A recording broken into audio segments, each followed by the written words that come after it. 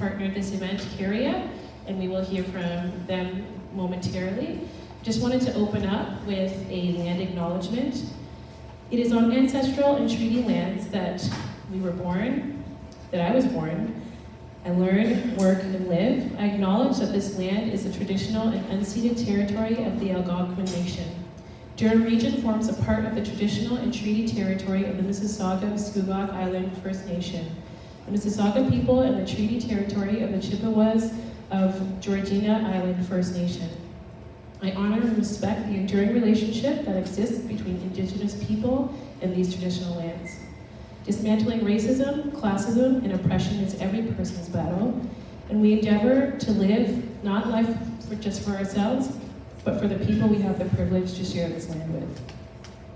It is a right to do so, and it is a privilege to be able to live on these lands. Thank you everybody for being able to attend. My name is Marla Walters, and I am representing Christian Faith Outreach Center.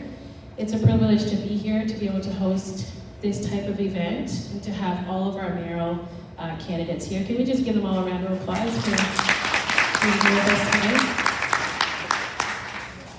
We do expect that this will be a respectful and a very wonderful evening. And we ask that if you do have questions that you would like to be asked, that you write them down. We do have some forms. One of our teammates, Angie, who is one of the organizers for this event, has the forms here in her hand. If you would like to, she will be at the back. Just go ahead and head back and grab a card from her. You can write your question down and you can submit them back to her, and she will make sure that it comes back to me. I will then present them to our moderator. It is a privilege that we are here, and before we move on, I am going to invite the CEO of Caria to come up and say a few words.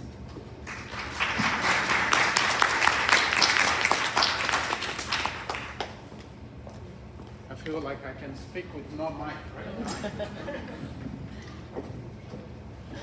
Hello. I was thinking I was going to use one of my loud voices. Normally when I speak, I raise voice, and if you speak with the soft voice, with these athletes, they don't listen quite well. So I always use my fatherly, coachly voice. So thank you very much for coming, and I want to thank you and also thank the candidates who are here to spend the evening with us and getting to share a whole lot of wonderful things that we can all do for the residents we are here to support. And my name is Francis Galway. I'm the CEO of Caria Community Health Center. So should you be wondering what's Caria Community Health Center? The word itself, Caria, it means care in the area.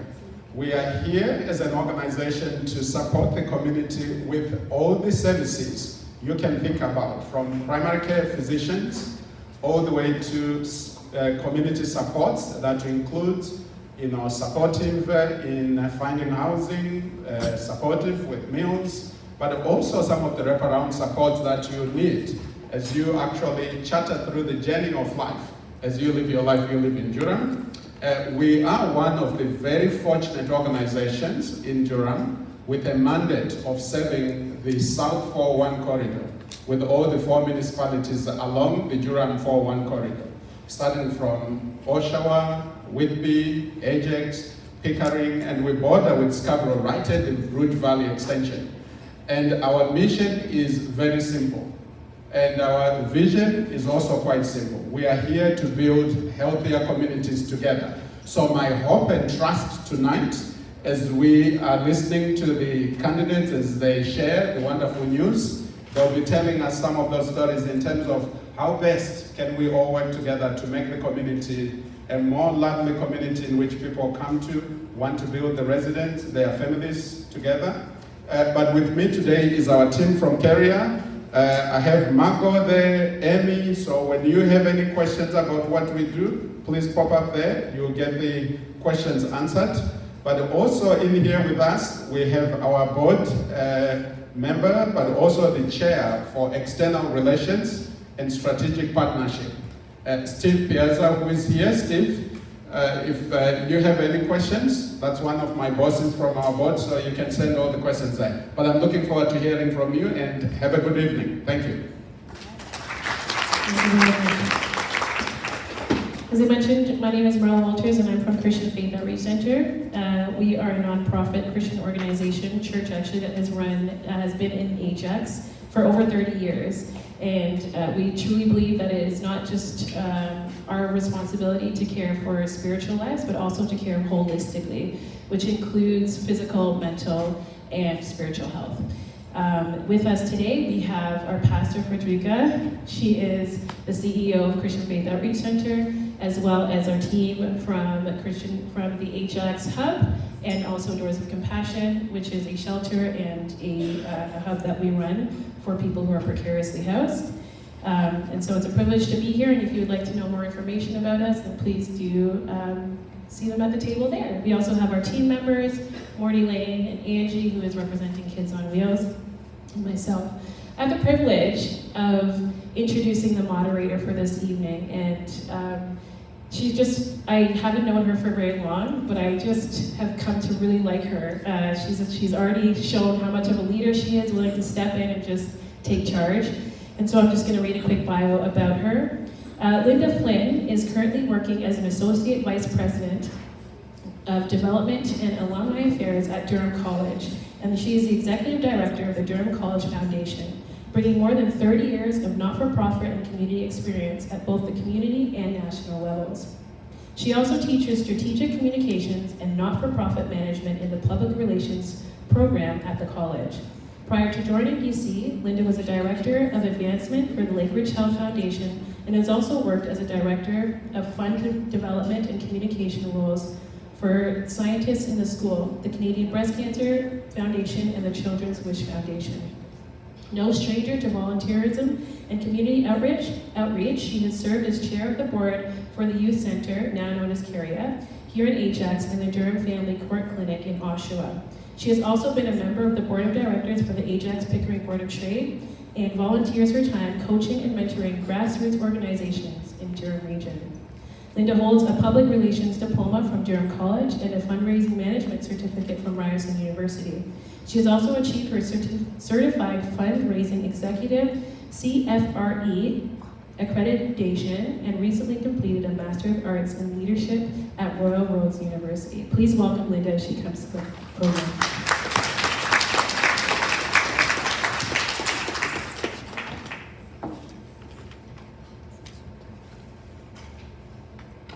Thank you. Now if I can only figure out how to work a microphone. Can everybody hear me? Are we good? Okay, well hello, and thank you for joining us. I'm so honored to serve as your moderator this evening, and we're all here for the same reason. Can you hear me? Is it on? Oh, that's much better, isn't it? Okay, thank you. As I was saying, we're all here for the same reason, and that's to hear from our mayoral candidates on their platforms relating to matters that matter in our community. In the absence of information, we sometimes make assumptions that may or may not be true. So tonight's organizers are hosting this session to help provide a clear understanding of who our candidates are and what they hope to achieve if they are elected mayor. This is an important opportunity to meet your candidates, to ask questions relating to matters that matter in our community, and for the organizers to engage with you and encourage you to make your voice heard through your vote.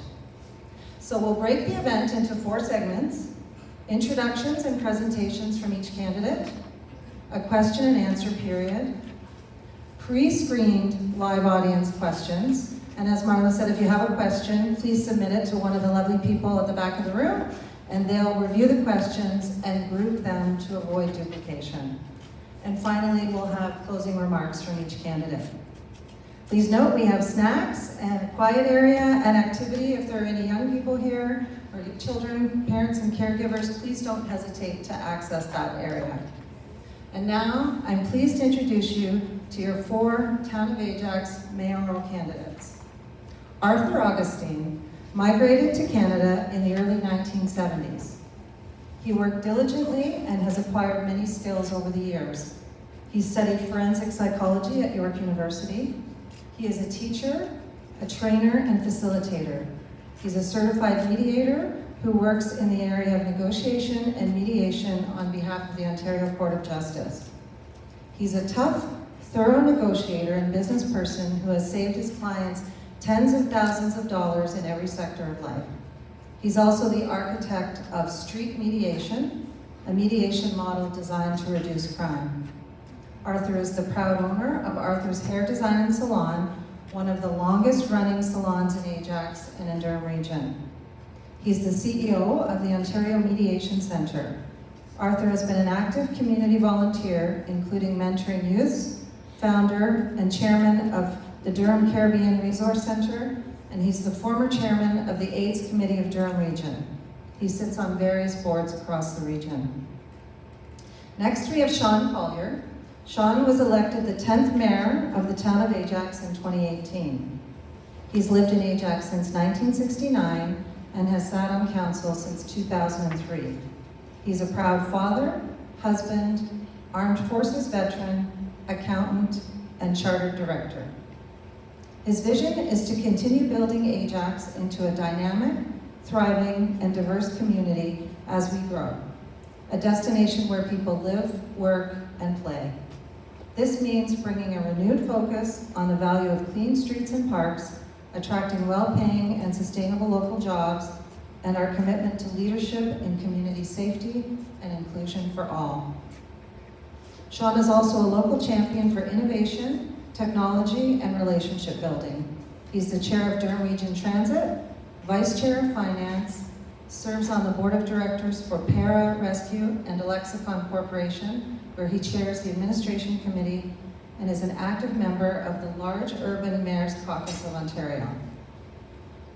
Colin Hubble is a father of one, soon to be two, and husband to a very beautiful wife. He is country raised and believes in hard work. Colin is endlessly curious and loves speaking to new people about new things. He has worked in various industries at different levels, from retail and sales, dealing with customer service, to technical know-how and practical skills as an industrial electrician, to a self-employed business owner. Colin has years in university studying finance with a wide variety of classes taken for the sake of statecraft. He would like to help everyone become the best versions of themselves and believes giving people the tools to do so is how. Gary Reeder is a husband, father and grandfather, and a lifelong defender of freedom. He is running to be the mayor of Ajax because he believes he can stand up for our fundamental rights and defend our way of life. Gary was born and raised in Scarborough, Ontario, and graduated from Sir Wilfrid Laurier College Institute and went on to York University, where he earned a BA in economics and an MBA in business administration. Gary has been involved in the security industry for the last 30 years and has run his own security company for the last 20. He and his wife have lived in Ajax for over 25 years and have enjoyed raising their family here.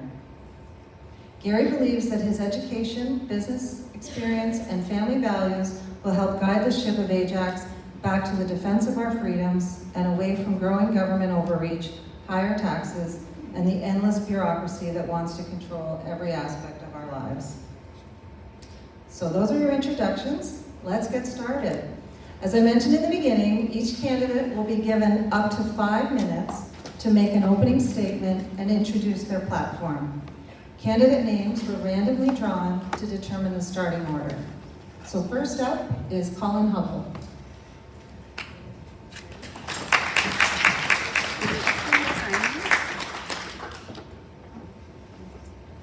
Hello. Hello everyone, my name is Colin Hubble and I'd like to thank you all for giving me this opportunity to be the next mayor of Ajax. I am running on a platform of greater transparency, lower taxes, growing the economy, as well as sensible city planning.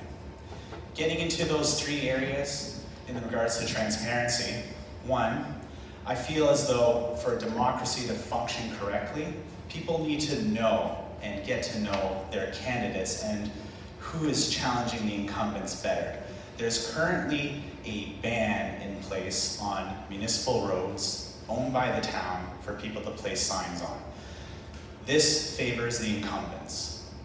If people need to find out who is running, They may not be adept with social media, they might not be in tune with Facebook or the web, they might be more original in nature.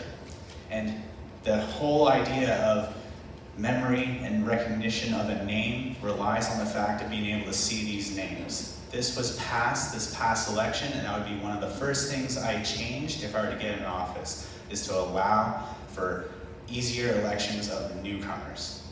Other things in regards to, thank you.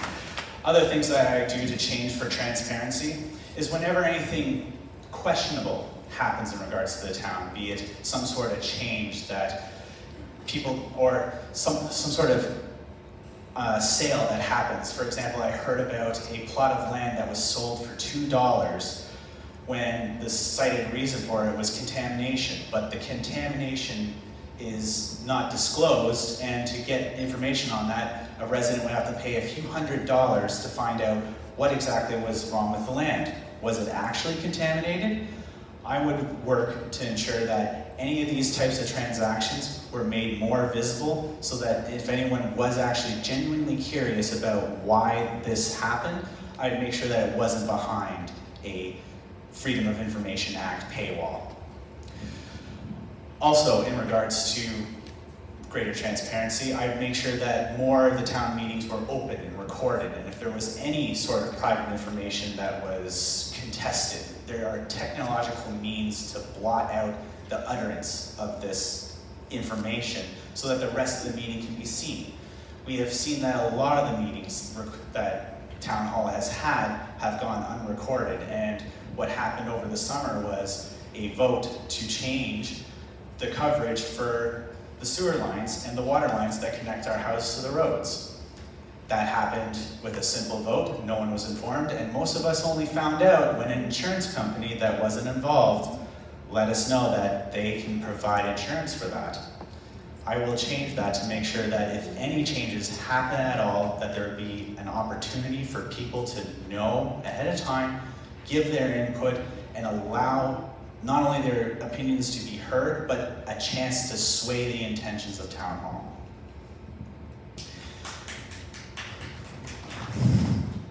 Getting into the economic growth of the town, I'm not going to advocate for more warehouses or Amazon warehouse jobs that undercut the local businesses. I want to try and bring in actual high-paying tech jobs, because nobody working the forklifts can afford a house. Let's be honest.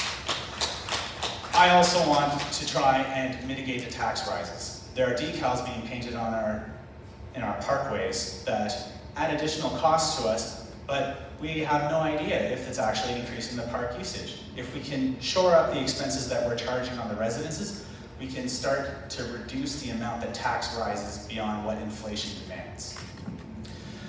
I also want to try and change how cities are designed.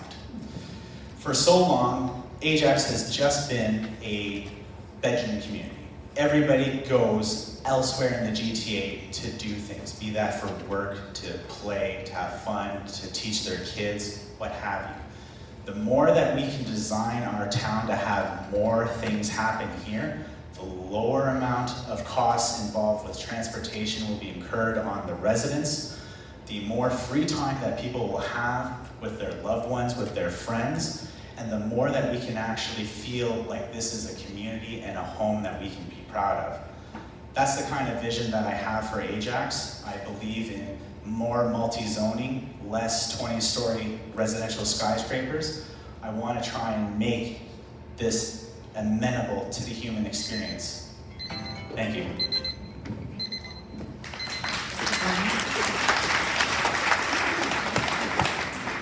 up, we have Sean Collier.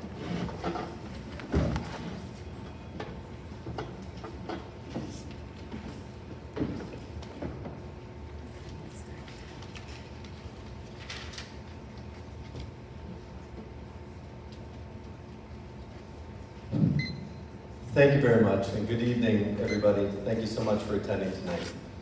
I'm Sean Collier. I am the mayor of the town of Ajax. My first term as council was very, very challenging. I'm glad that I had the 15 years of prior council experience to prepare me to deal with these challenges, which were not limited to running the town, but also leading our council through, lost my place. Also leading our council, 600 staff and 132,000 residents through the successful navigation of a global pandemic. And despite these challenges, we were still able to reach and exceed 100% of the goals and objectives that our council set out in our strategic plan at the start of the term. This term, they're seeing over $1 billion of investment in Ajax. We just heard Mr. Hubble speak at length about buildings and attracting business. But what he doesn't know is we've already done that. We've already spent the last 4 years doing that, and that $1 billion, which would be impressive for the entire region of Durham, is just Ajax alone. And that never happened before, and that happened because of the changes that myself and my councilors sitting right here put in place. Thank you. To talk about attracting business, do these people think that nobody before them ever thought of these great ideas? That they have new innovative ideas that have never come up before? Of course not. There's way brighter minds than me that come before me. I mean, we're just doing what we do. What we've done is build relationships and attract those businesses. And anybody that stands up here and tells you that they're going to do something else, it's completely false because there is no land left available. Every acre of employment land in Ajax has an application at the town of Ajax on it. Right now, we have over 24 million square feet of commercial applications at our town today. And that means jobs, that means development charges, that means property taxes, taking cars off the road because people no longer have to travel to Toronto, taking the pressure off the residential taxpayer because the commercial will now pay a lot of the way, and I'll explain that later, and many, many other things. Another thing that our council has done, and I'm going totally off script now because I have 5 minutes instead of 2, is make some very aggressive changes to this current municipal comprehensive review, which apparently Mr. Hubble knows nothing about, because this is how we set up the next 30 years of growth in Ontario. This is how we allocate land and buildings and everything else. We don't get to pick who comes and builds in our town. I was just speaking to some ladies here about an infill project. That's all we're going to see in Ajax now is infill projects, is we do not have any more greenfield spaces to build subdivisions. We have to go up. We have a fixed urban boundary. We have Greenbelt to the north and the east, the lake to the south, and Pickering to the west. We have to make the highest and best use of every acre of land that we have available. Building low-rise, mid-rise, single commercial plazas pays taxes once and employs 10 people and houses 0. How are we ever going to give affordable housing for our kids? My daughter is here. For a lot of our kids, for seniors. My mom is here. You have many friends who have had to sell their house and leave Ajax because there is no condos. There is no apartments. There is no place for these people to go. That's not my job. My job is to create these alternative housing. And that's what we're doing, thanks to the support of my council. You can clap, that's good. $1 billion, a big number. In addition, we've created many non-tax revenue streams. Things that we don't have to go back to the taxpayer and ask for money for. Simple things, like, well, slots revenue is one example. Our dividends and interest payments from Lexicon Corporation. We brought out paid parking down at the waterfront because during COVID we had a huge influx of people using our development, using our areas, and why should our residents pay the cost for out-of-town people? So we brought in paid parking. Things like that to take the pressure off the residential taxpayer. I'm an accountant by trade, as you heard. I know the books. I look at them probably better than everybody but my financial planning, my financial staff at the region. And anybody that's telling you they're going to cut taxes is lying. They don't understand, or they're just plain lying. You can pick which one it is. I'll go back on script now because I'm running out of time. We initiated the Ajax Mayor's Gala, my wife and I, where we put over $700,000 into the community in local assistance programs. We've created several different outreach programs, like Live with the Mayor, to give people the chance to come and meet with us. We've been active on environmental issues, like the Crothers watershed and trying to get that on the Greenbelt. Our aggressive housing strategy I talked about, higher density mixed-use dwellings. Very small example. And you'll hear from the challengers. Are we done? I'll wrap it up. Thank you very much. I don't want to get any feedback, so I'm going to give you the time. Just in case. Thank you.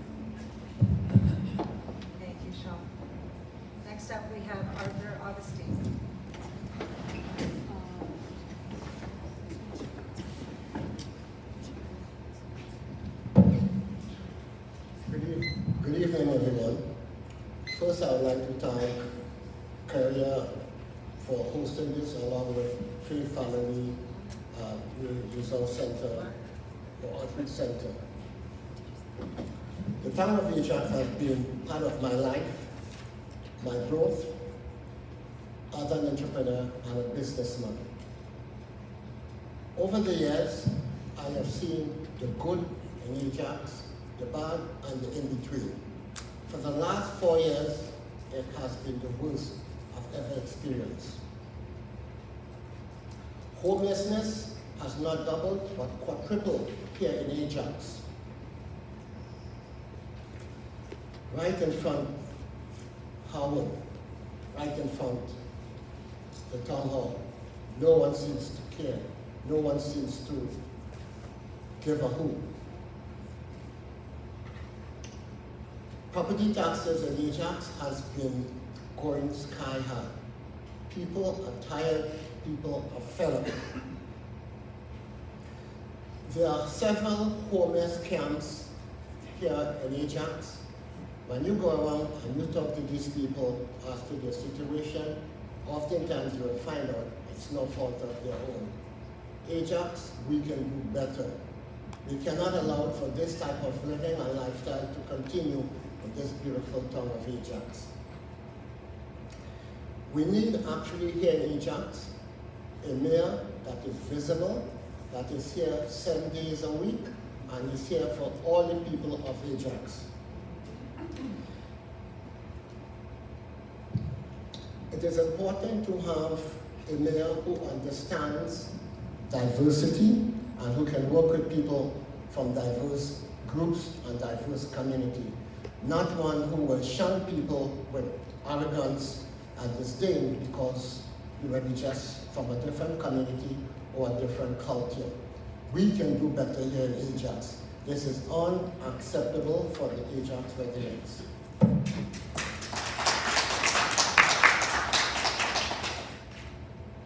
Women issue is a vital part in Ajax.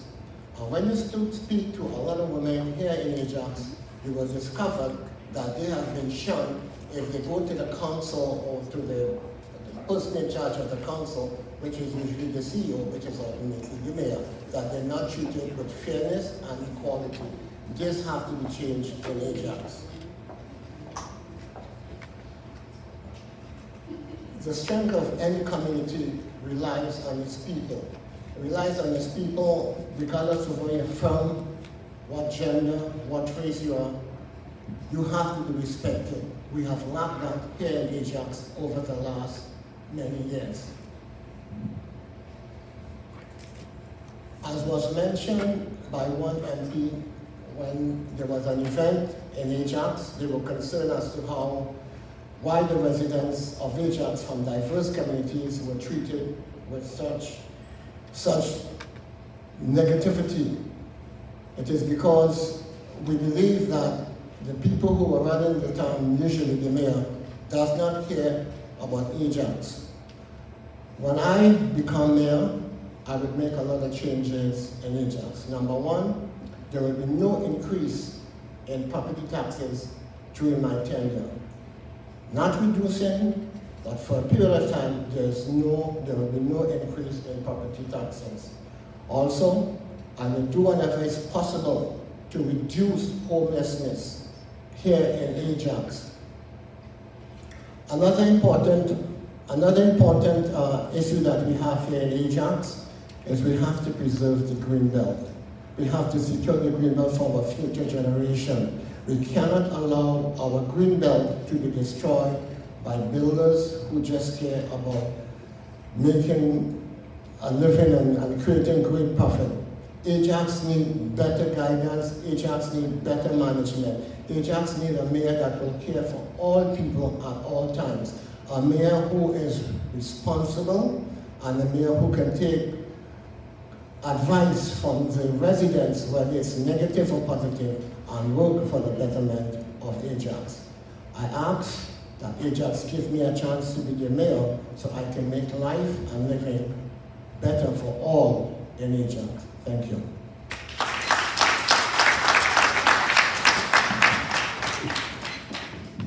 Thank you very much, Arthur. we have Gary Reeder. Good evening. I want to thank everybody for coming. It's always busy, I know, with our lives, and it's nice that you all took the time to come out here.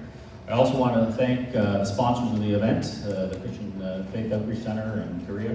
I think it's really important what you guys have always done for the community for years, and it's nice that you took the effort to put this together, and I appreciate that. Thank you. And I also want to thank the town of Ajax, and actually the taxpayers of Ajax, who also provided the grant and paid for some of the costs for this event.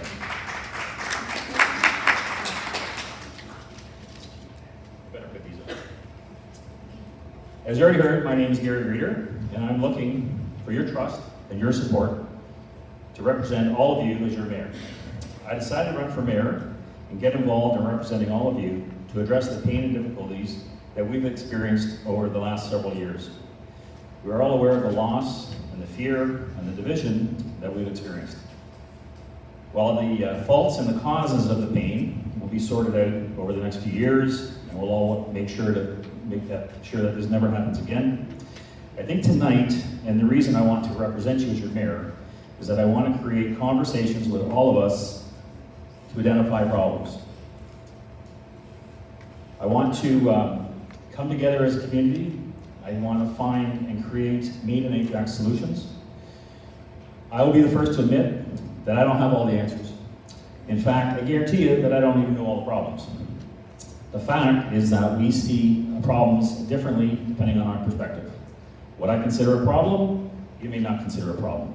And what you consider your number one problem, you may not consider that same problem. So we all have different interests, we all have different concerns, but the key is that we have to come together as a community to solve the problems that we face. We need to reject the language that is designed to separate us. We must stand up and stand together against those that say we can't get together. We need to stop fear and division. We need to come together as friends, family, and neighbors to celebrate the joys in our lives and to provide grief for life's challenges. By coming together, we're reminded we're all human, we all have dreams and goals, we all have challenges, we have all made mistakes, we've all gotten things wrong, but if we all come together, if we invite conversations, if we have discussions, instead of dogma, or platitudes, or political slogans, then I believe we will find the solutions that we are seeking together. I am not so naive or filled with such arrogance as to stand here and tell you that I have all the answers. But what I will tell you is that I want to be the mayor that brings everyone together, that is open to dialogue and discussions, and is ready to say that I don't know the answer, but let's figure it out together. I've had many years in sales and many discussions politically over the years. And one of my favorite sayings is that I have one mouth and two ears, so that I'm supposed to listen twice as much as I talk. So with that said, I thank you all.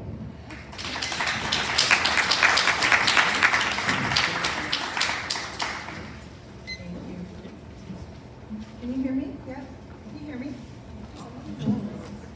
I don't know, it was working. Thank you very much, Gary.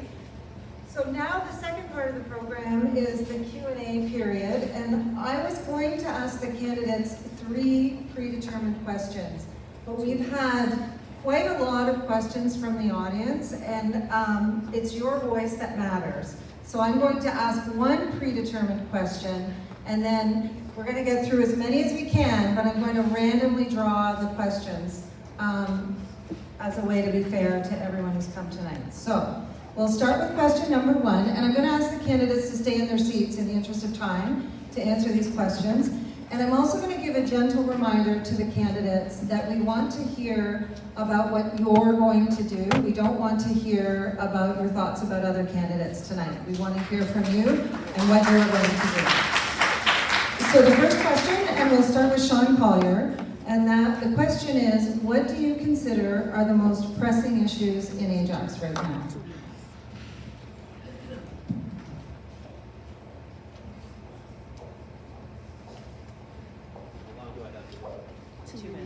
Yeah, oh, sorry. 2 minutes, yeah. It's nowhere near enough time. We have many. We've heard some of my colleagues talk about taxes, talk about other things. Taxes is always front of mind when I'm talking to people, and the fact of the matter is, that's what it costs to run the town. That's what it costs to run the region. We all have our households, and we all know how much it costs to fill up our cars these days. We all know how much our insurance is. We all know how much labor is, if you can get it. We all know that food never goes down in price. Same thing with the town. When we're cutting grass, when we're paying our people, we're doing everything else, our costs are going up too. So for anybody to stand up here and tell you they're going to cut taxes, or whatever they're saying, is just not being truthful. Or they're going to cut a lot of services, because that is the only way to do that. So I think number one priority is for me to figure out a way, which is what I always do, to balance the needs of the community with the revenue that we have and make the highest and best use of our tax revenues, look at non-tax revenues as well, look at broadening our tax base through economic development, through investment in our town, and broadening our commercial sector. That's the only way to do it. And I did mention I'm an accountant by trade, which nobody else here is. That's the only way to do it, and it is proven. Secondly, I would say is housing. Housing is so important, and we talked a little bit about homelessness. I'm sure we'll talk about it a lot more. They go hand in hand. We need to create affordable housing, and that's not something that we can do on the base of the property taxpayers of a municipal level. That's going to take working with our federal and provincial partners to get that job done. They are the ones with the multiple revenue streams. Our only revenue stream is property taxes, and you are our only source of property taxes. We cannot, even if we could, there's no way we could fund the billions of dollars it's going to take to address our housing issues. So I would say that's number two. Thank you. Thank you, Sean. And next, Arthur.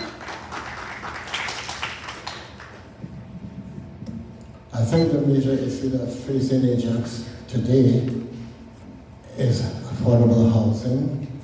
And because of affordable housing and lack thereof, we have a lot of homelessness here in Ajax. As I've mentioned in my introductory, the homelessness, when you speak with these people, they will tell you the cost of living, the cost of housing in Ajax is crazy. 4 years ago, the waiting list for affordable housing was 5 years. Now, the waiting for affordable housing is 10 years. This cannot continue. Affordable housing must be addressed. It is not a provincial issue. It is things that we can do here in the city by working with the builders to create affordable housing. For example, if I was the mayor, what I would do, any builder that was building say a 10-story, they will have to designate a certain percentage of that building for affordable housing. It's done all over. It's done in. So please don't tell me we cannot fix affordable housing. It can be fixed if one has the ability and the negotiative skill to work with these builders so that they can do what is necessary to reduce affordable housing here in Ajax. Thank you. Thank you, Arthur. Gary? Thank you. In terms of the problems at Ajax, obviously there's many aspects to this, and we don't. I mean, for young people, it's affordable housing too. For homeless people, it's affordable housing. There's different degrees. There's different things we've got to deal with. But again, I kind of challenge the question that there's nothing that we can do. That it is what it is, and that's the only thing we've got. We've got all these inputs coming in, and we've got the outputs, and that's it. So rethinking what we're going to do and re-examining the service that we're providing. Are we doing everything we should? Or maybe there's some services that we should be providing. Does that make sense? But those kind of questions need to be asked. Obviously, housing is key, and bringing in builders that want to bring in affordable housing is also key. But the key is also bringing in private development, private interests. That's where we make wealth. That's where we solve problems. Government typically does not solve problems, and that's where we've got to re-examine some of these things. Thank you, Gary. And last up is Colin. Again, I think the top three concerns in regards to Ajax is the transparency, the economy, and then the way that the city is ultimately designed. Getting back to the transparency, I feel as though if more people are more involved with what's happening in town hall, beyond what's being posted on Facebook, to those who, which is meaningless to those who don't use Facebook, and as well as making it more accessible for people to either run or, again, take part in the discussions that affect the town is a major concern. If people don't have a say or feel they're not going to be engaged, then you'll have free reign for the councillor or the mayor to make whatever changes they want, and it doesn't necessarily benefit the community. In regards to the economy, I specifically mean bringing in good paying jobs. There are plenty of warehouses being set up all along the route along Salem, where these jobs don't cover the cost of a mortgage for a house. These people it's not helping them get ahead. We need better paying jobs here. I'm talking about high-tech jobs, hydrogen jobs, maybe nuclear jobs. We have the technical know-how in the area for this, and we have opportunities present in town because of the historical nature of the town, be it the steamworks, to get something going, but it's not being utilized. When in regards to sensible city planning, I feel as though if we just bring more things here, costs can come down in transportation. There'll be more transit, there'll be more things to do around here. Families can take their kids out to enjoy different parts of the town, either be it for programs to educate and entertain the kids, or just more playgrounds. And that's what I think we need, is to rebuild the community. Thank you, Colin. So for this question, each candidate is allowed 1 minute for a follow-up. And so we'll give each of you that opportunity in the order you presented. So I'll start with you, Sean. Would you like a minute to follow up? I'll have 10 minutes to follow up. I can only give you one. First of all, I'm the mayor. I have 1 vote. I have a council of 7. I'm 1 vote of 7. I need the support of my council to do anything. Anybody that's saying that I can just go ahead and run rampant and do what I want is just being untruthful. That's just false. It's really nice to say things like, we can do all these things and build housing, and if we could, why haven't we? Because it's simply not possible. The region is working and has a plan to do 1,000 affordable housing units over the next, I believe it's 5 years. But again, it all comes down to the cost. We've done everything we can to try and find lands like the new fast build long-term care facility by the hospital. That was a piece of vacant land that the province came in and got it done. And that's what needs to happen. The province needs to come in and get it done. Ontario is the only province in the country where social services and housing has been downloaded to the regional municipal level. The only one. So to say that we can't do it without upper levels of government is just completely ludicrous. Thank you. Thank you, Sean. Arthur, would you like a minute to respond? Part of the responsibility of the CEO of the town, which is usually the mayor, is to be able to negotiate with the various governments, with the various builders. If you are a skillful one in negotiation, you can stand up for the town. That's why you were put here, to do a job. You cannot be blaming the provincial government and blaming other people. Take the responsibility. You are the person in charge for the time being, so you have to do what is necessary to make sure the town needs are fulfilled. When I become mayor, I will make sure that these needs of the town residents are fulfilled. Arthur, again, just a gentle reminder, we're talking about what we're going to do, not other candidates. And Gary, would you like a minute? Actually, that's fine, because we're going to say the same thing, so that's cool. Thank you. How about you, Colin? I think I said everything I needed to. Okay, thank you. Okay, so we're going to move on to the audience portion, and I have a lot of questions here. So I'm going to ask the question, I'm going to draw them randomly, and I'm going to give each candidate 2 minutes to address the question. Marla, I'm going to ask you to keep me on time because I have no idea what time it is, so give us a warning maybe when we're getting down to the last question. Okay, so the first question. There are several cannabis stores opening up in Ajax. Do you think this is giving rise to violence? Are you in favor of these stores? And the first candidate to respond would be Arthur.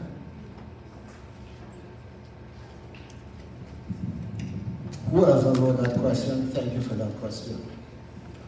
Cannabis stores is allowed by the provincial government to operate. It is a law that was passed that I believe need to be adhered to. The license for the cannabis stores are supposed to be mandated by the amount of cannabis stores in the region, or in Ajax, for example. I believe the permits that are allowed to operate cannabis store should be granted. It is something legal. It is something that is being monitored by the different governments. It is people who have issues of all types that use these cannabis stores, and I think they should be allowed to continue in Ajax so that people would not have to go at the corner or go at some back alley and buy their stuff in order to get the need. It's for a lot of people, it's for medical reasons. For those, it's for entertainment. But the most important thing is mandated by the government, and we have no right to put a lid on it. Thank you. Thank you, Arthur. Next up, Gary. I think cannabis is quite a challenge, actually. When it was legalized, I honestly, my own personal views is I think it should have just been decriminalized. There are obviously great benefits of cannabis, not so much actually smoking cannabis, but using it as medicinal purposes. And I'm sure Carrie has information on that. Certainly natural foods, all those kind of things are a positive. But I think in many cases the cannabis can be a challenge. So I think we're missing the focus actually of cannabis and what it can do for us and our health, and that's perhaps what should be looked at. Thank you. Colin? I'm going to be honest. I don't see cannabis users as being a source of crime. They kind of, in my mind, strike me as the people who would eat chips in a basement. To address their question directly. As for it being in the town, I'm not opposed to it. I mean, I don't use it myself, but if we're worried about crime in the community, there's lots of underlying factors, and most of that comes back to, again, how we build our town. If we build it so that we congregate with each other more, bump into each other more, get to know our neighbors, you know, it's not the kind of place that foments crime when you know who lives in each of the houses, when you know your neighbors. That's what I want to try and do to solve crime in that regards. But yeah, getting back to cannabis, yeah, I don't think that's causing an issue for us. Thanks, Colin. Sean? Who would have thought the thing we all agree on is cannabis? One of the first decisions this council made in January of 2019 was to allow retail cannabis in Ajax to be a willing host. Because like some of my colleagues have said, we recognize the medicinal values, we recognize the fact that it's here anyway. So why not regulate it, and why not collect some revenue from it? This is another one of our non-tax revenue streams, things that help take the pressure off the residential taxpayer. Do I think it causes crime? Absolutely not. I do not think it causes crime at all. I have never had a complaint about that. I have some complaints of people that don't like it in their neighborhood. However, we can't regulate that. As Mr. Augustine has said, this is regulated by the province and licensed by the province. We have a number of applications here in the town, and it's not something that we can say no to. Just like we can't say no to how many convenience stores there are, how many gas stations there are, or how many other types of stores there are. This is a market-driven business, like every other business, and like housing, and like development. We don't get to pick and choose who comes and builds here. We don't get to pick and choose who comes and invests here. We don't get to choose whether it's warehouses or industry or high tech. It is what it is, and right now, it's warehousing and cannabis. Thank you. Thank you, Sean. Okay, the next question, and we'll start this round with Gary. I would be interested in the candidates' views on collaborating with the provincial government on creating new housing development, while at the same time making sure neighborhoods are safe from traffic and reckless urban sprawl. So Gary, you're first. I think, again, pretty much a lot of the building and the planning that goes on actually comes top down. So the province decides, they have their policies, and then they comes down to the region, and the region has their policies, and then we get to respond to that. So obviously, we're already working with the province in terms of what needs to be done. Can there be more done? Of course. But again, I think a lot of it comes down to having the people of the town think about what they want to have done and open up. Again, when you watch council, it seems almost like we're in a straitjacket. So the problem is we have to follow all the rules, and yet that impacts on people that have homes. We've got buildings going up that people don't necessarily want high density. So again, communication and talking to people and bringing up dialogue to everybody, that's what we need to have. Thank you. Thank you, Gary. Colin? I agree with Gary that, if the mayor and the council, they're all creatures of the province in that way, that whatever the province dictates goes in that way. However, I do believe that there is things that the town can do to steer development in the right direction. I don't feel as though immense tall buildings are needed for the town. We do need increased density, but it needs to be done smartly. As you've seen with the development on Bailey and Harwood, all those cars file out onto the 401 to add even more congestion. We can build the town better to build more affordable housing, both by, again, having more jobs and things to do here. You can lower the commutes and the costs of transportation as well as housing by having more units available, be that condo or rental, as well as with more jobs and things to do. People don't have to go so far and waste so much of their time during the day to get what they need. Thank you. Thank you, Colin. Sean? Absolutely, I'd love to work with the province on this. There's so much to planning, and you are correct, Mr. Hubble, that we are creatures of the province. They have the municipal acts, and municipalities serve at the pleasure of the province. The province makes the rules, we have to follow them. We don't get consulted often, it's just passed down. And one thing people need to understand is Bill 108 and Bill 109 have gone a long way in stripping most of the decision-making from municipal councils on what can and cannot be built in our communities. Bill 109 allows a number of different things, infill projects. If you have a house in a residential development and somebody wants to rip it down, they can build a fourplex right there, and there's not a thing we can do about it. Doesn't matter whether it fits in the neighborhood, doesn't matter. There's talk about building low-rise. I've talked about that we are landlocked. We have a fixed urban boundary, and we have our official plan that sets out where residential goes, where commercial goes, and where retail goes.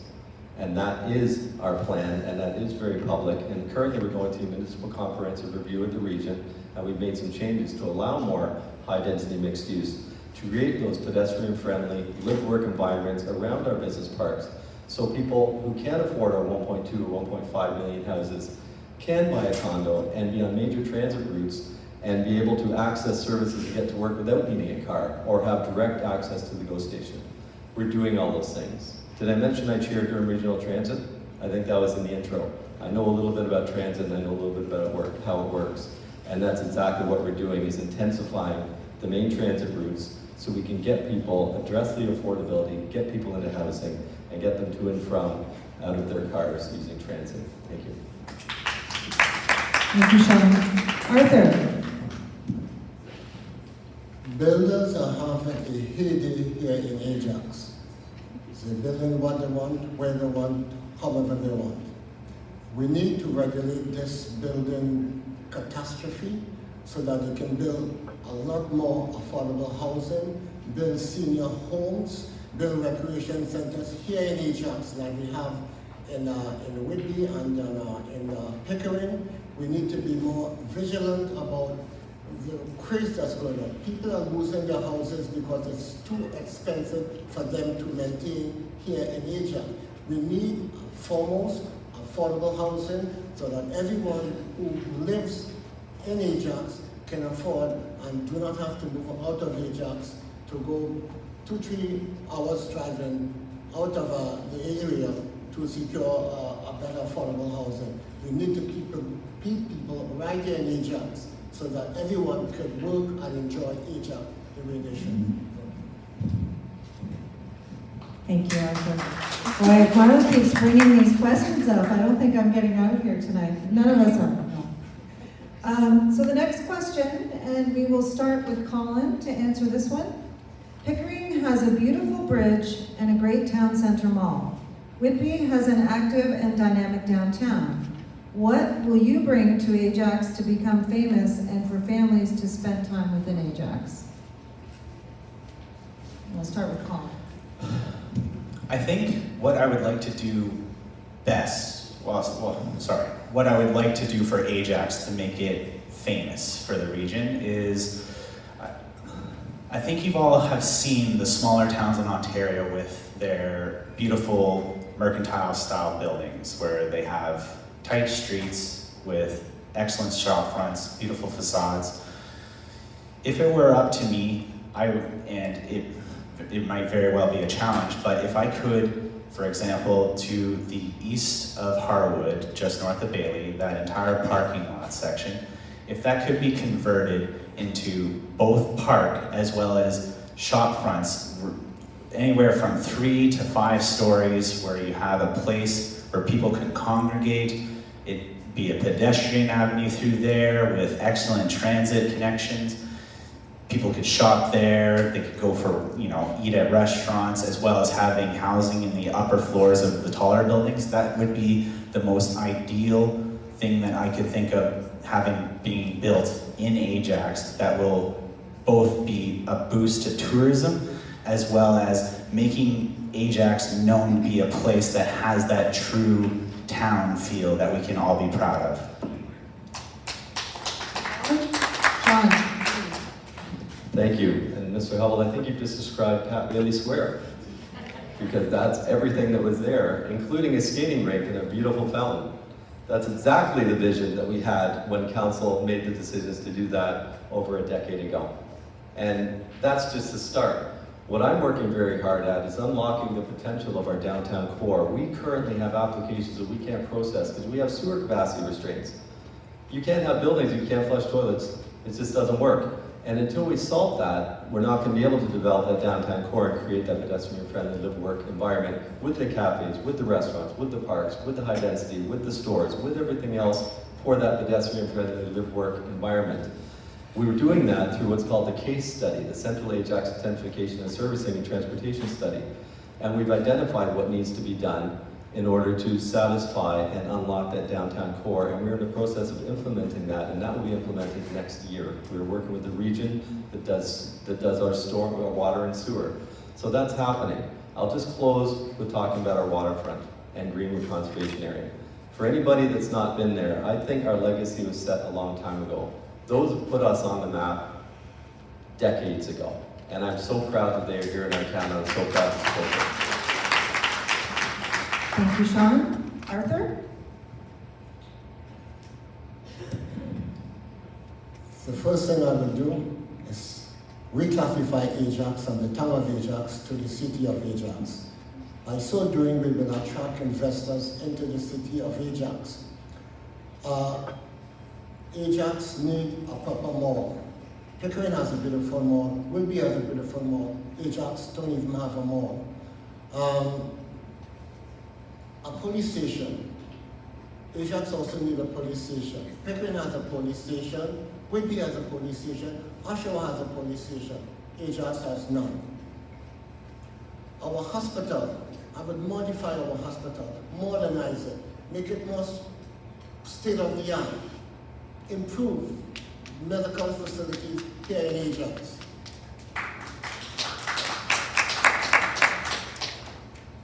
Even for entertainment, we need a premium cinema. Ajax has no premium cinema. We need a cinema that people can go and enjoy themselves. I'm trying to remember the name of the cinema, what it's called, but there's one in Pickering. Thank you very much, Sean. The VIP cinema, let people go and enjoy themselves. So these are the few of the things that we can do to enhance Ajax and not have Ajax as a country or bedroom community. Modernize it. It needs it. Thank you. Thank you, Arthur. Gary. I think the push to make Ajax something that it's not can sometimes lead to undesirable results, congestion, overbuilding, that kind of stuff. Obviously, we've got a beautiful waterfront. Everybody enjoys that. We're a fabulous place for a family to grow, and that's what we want. So yes, we're going to have developments. They're going to take time, but it's not. It shouldn't be directed by the government. It should be directed by what we want, and it shouldn't be directed by business investment and rather than tax dollars. So that's the main difference. If there's a need, they'll come and they'll supply it, and we'll all enjoy the benefits of that. Thank you. Thank you. Okay, the next question, we're going to start with Sean. And this one's in... No, we weren't going to do that for these questions.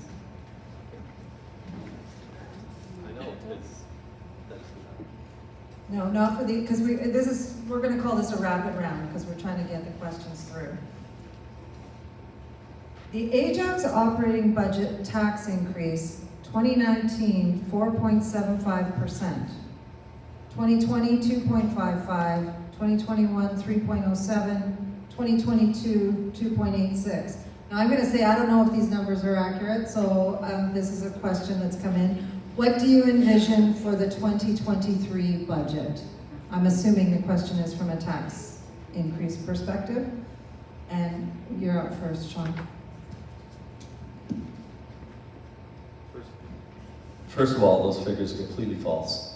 I have right here 2019 1.47%, 2020 1.9%, 2021 0.95%, and 2022 0.89%. That's a blended rate. That is in an economy of 7% inflation, folks, and we're bringing less than 1%. So I'm not sure where the person who wrote that question got their info, but it's completely false. Compare that to our neighbors. Pickering last year was 1.79%, Whitby was 2.2%. I think Ajax did a pretty good job. I don't have a crystal ball to look at next year, but I can tell you that COVID, and I got a comment. I don't know where you were the last 3 years, but you must have missed COVID because it's driven e-commerce more than anything. Why do you think we have all warehouses being built everywhere in Durham region? Because big box retail is no longer viable. They're closing down, they're going out of business. If you were at all involved in our community and spoke to the people at Smart Center or Durham Center, you would know that they are right now putting in plans to redevelop some of those sites for long-term retirement homes and seniors, because that puts a market close to the store. I just can't sit by and listen to some of these ignorant comments, uneducated. Get involved in the community, and you're asking for the keys to the city, you're asking for the keys to the Rolls Royce, but you haven't taken the time to do the research to get your facts straight. Now we'll go back to the taxes. I don't know what it's going to be this year, but I can tell you, serving on the Ontario Big City Mayors with the other 28 mayors who represent municipalities over 100,000 population, most of them were in deficit position over the last several years during COVID. Ajax was not. We had surpluses, and we kept our tax rates low because of those surpluses, because of our good money management. Thank you. Thank you, Sean. So, the question, I'm just going to rephrase the question, which is basically, what do you see as the taxes for 2023? And next up is Arthur for that question.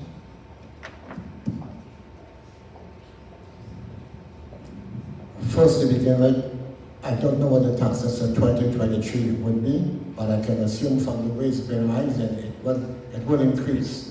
As I've mentioned in my introduction, what I would do, I would put a lid on tax increase here in Ajax, because I would be able to attract business and business investors so that we would not have to continually use taxes. And just for the record, COVID did not even happen in Ajax only, it happened worldwide. So please, let's not use COVID as an excuse for any mismanagement that we have created over the years. So property taxes, I would put a lid on property taxes because I would be able to attract investors from all over to come and invest in Asia, so we do not have to affect people's taxes by raising the taxes. Again, I don't know what the tax will be, but I can assume it would be raised if the rates will continue. Thank you, Arthur. Jerry?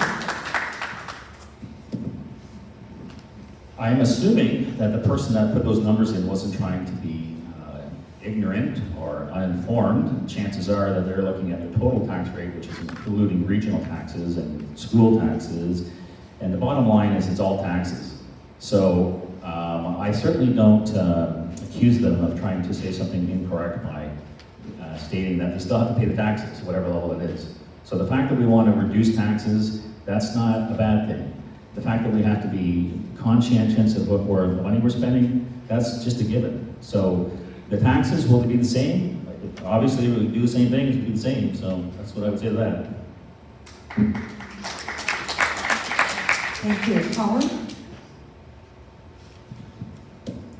If I were elected mayor, I could see the tax rate continuing to be the same for the following year and perhaps the year after, but going more long-term, I could see more cuts.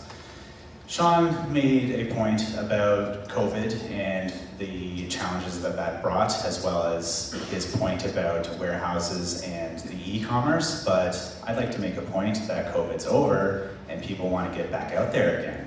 And I think we would want our big box stores back, along with all the other business. Thank you, Colin. Okay, our next question, Arthur will be the first person to respond. The level of violence with robbery is increasing daily in Ajax. What steps would you take to try to curb this?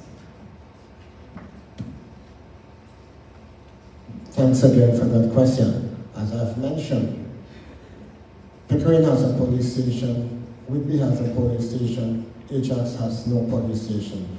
That's one of the steps that I would take to curb the crime that's happening here in Ajax.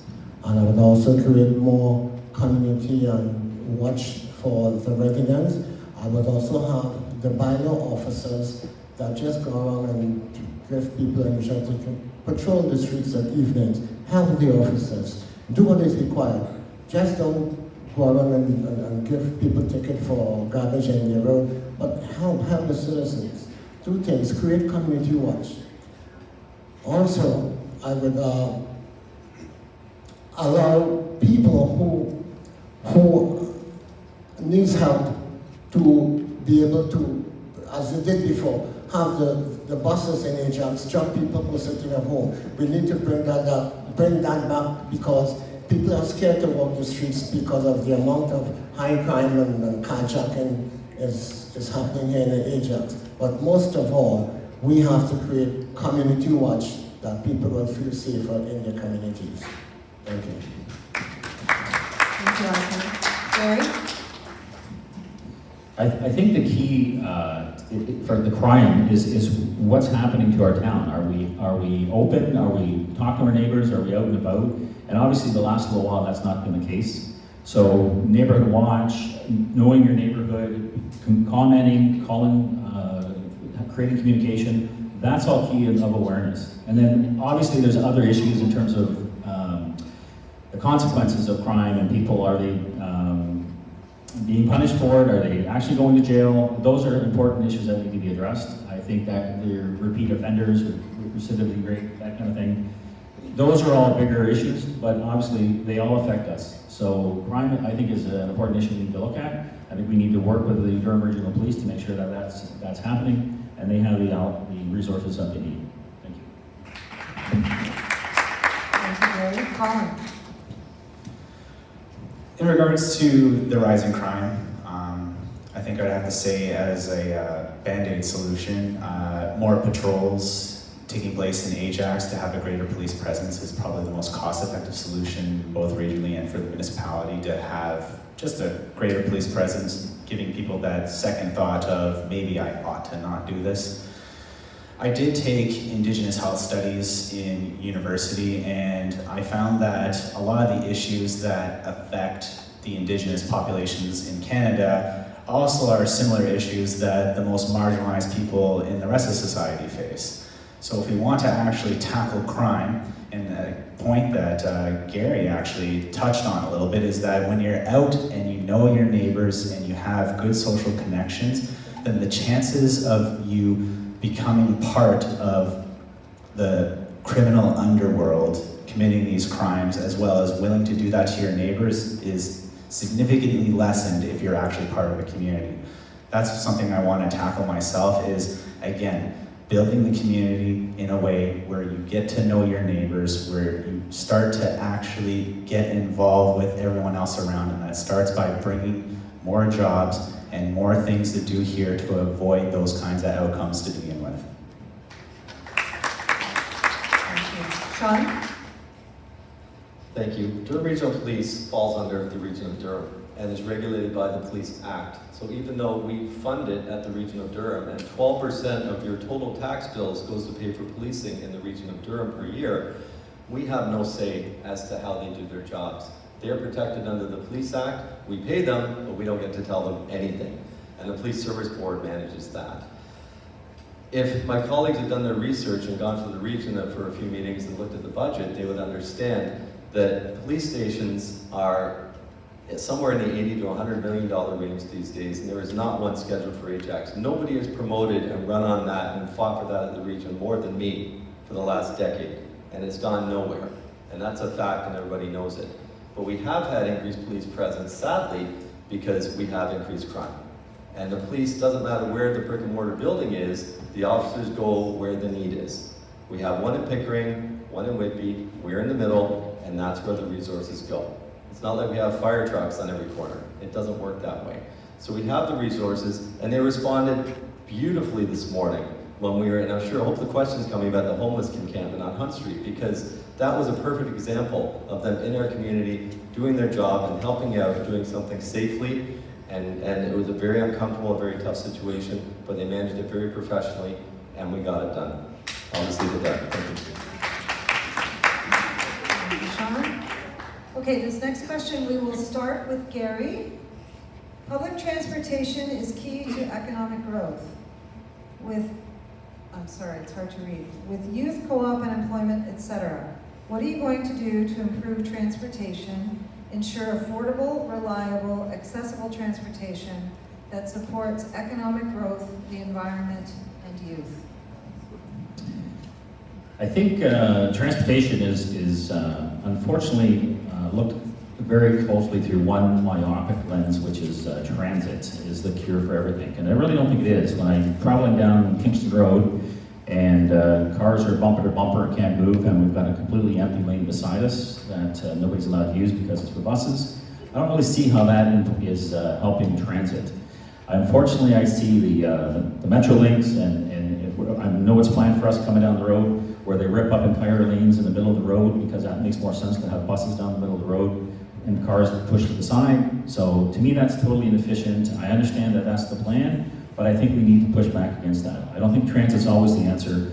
People like their cars. I mean, it gives you independence, it gives you freedom, you can travel where you want to go, and you're not reliant on government schedules, and in some cases it makes sense, but not always. So I think we need a more balanced approach to transportation, even though the Durham Regional Transit has probably a different view. Thank you.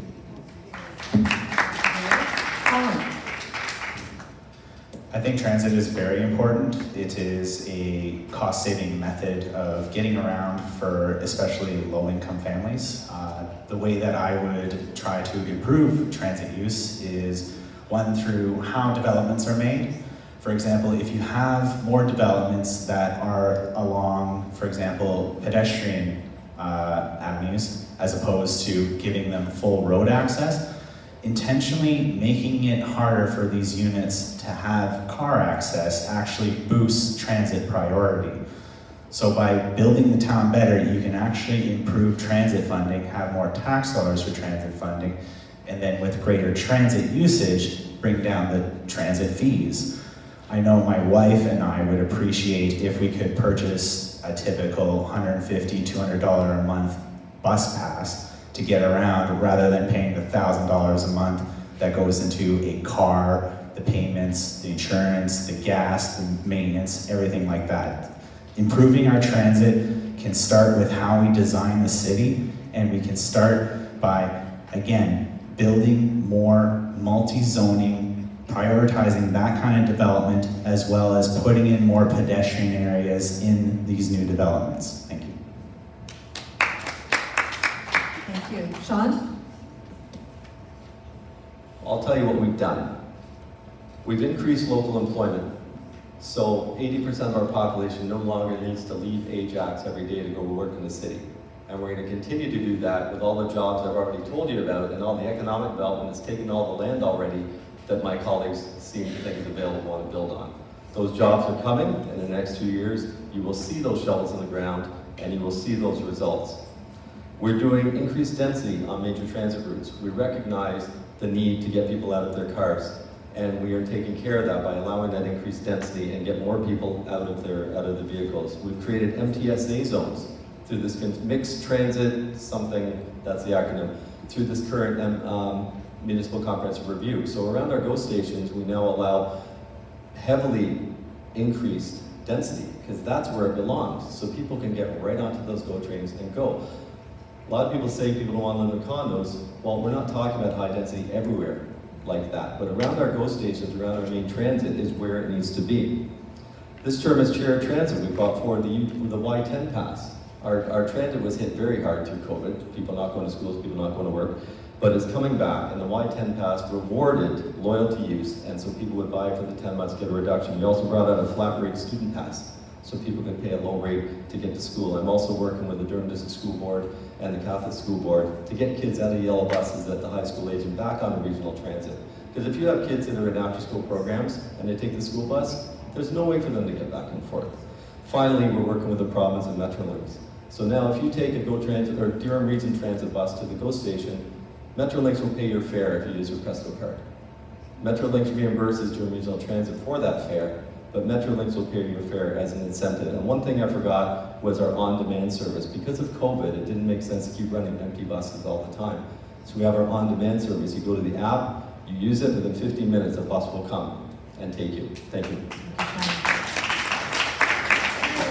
Arthur, please. The first thing should be done is seniors would be able to travel free on the Ajax transit. I think that is needed. It prevents them from having to take their cars, going to the doctors back and forth, going to the pharmacies. I believe if we allow seniors to travel free on the transit system here in Ajax, that would definitely help with the situation. I also believe students who travel to our university in Oshawa that lives in Ajax, they should also be given a break on their fees for traveling to back and forth from the university. I think also what we can do to improve that is to increase parking at the GO station here in Ajax, because people who have to leave Ajax to secure employment elsewhere having a problem parking the vehicles at the GO station. Usually by 8:30 the parking spots are all filled. No one has an ability to park elsewhere. So it's creating a lot of havoc, but I believe if we can improve these simple matters, we will be able to create a better economic situation here for the residents in Ajax. Thank you. Thank you, Arthur. Okay, this next question we will start with Colin. And the question is, would you vote in favor of a zoning bylaw amendment for an infill residential property if the proposed development did not coexist with present use in a harmonious manner and was vehemently opposed by the local community? Would you side with the developer, the provincial plan, the region, or the constituents you will be elected or re-elected to serve? I think that depends. If it was a if it was a small amount of people being affected by this new development, I understand that when you go into government, you can't please everybody and that eventually that you're going to step on toes. However, if it was, for example, a large development that was going to happen on an already plugged unexpanded road, like for example on Rosslyn and Audley, if that was to stay one lane and you were to throw in a high-rise, I would probably be against that until there were improvements made in the area. Thank you. Sean? Thank you, and the answer definitely is it depends. Honestly, you were correct on that. I've talked about Ajax having a fixed urban boundary. We have no more green space, green field development space. We have no more subdivision space other than what's already approved. All we're going to see going forward is infill development and potential gentrification of our neighborhoods. That's it. You go into the old wartime houses, you go to all these places, you see these other big modern houses, you go down to the lake, where I grew up, same thing. That's just the way it is going. We can't pick and choose, but again, like I said before, Bill 109 has allowed a whole bunch more different developments that we just have no authority to say yes or no to. It is not our decision. So to ask us that, if it comes towards us and it meets the regional official plan, which this one does, I know the one they're asking about, the one in Old Harvard, right behind my house, my street backs right onto that one. It meets the provincial policy statement, the growth plan, both the Town of Ajax regional plan and the regional official plan, and has a supportive staff report. We can't not support it. If we don't support it, then that application will be appealed to the Ontario Land Tribunal, which is basically a court of unelected people, and takes the decision-making out of our hands, and they will allow it, and we will spend $100,000 defending an unwinnable OLT case, and now you'll be complaining your taxes are too high because I just threw away $100,000. It doesn't work that way. We have to follow the rules as set out by the province, and I know houses are very personal, and I empathize with people about that, and I speak to this every time. But this is the way it is now. Higher density is required now than it was required years ago, and the province has put bills in place that allow it, and we have to follow those rules. And it's unfortunate because the residents are going to base their decision on one decision out of maybe 5,000 I've made this term, because they don't like this development that's going in next to their house.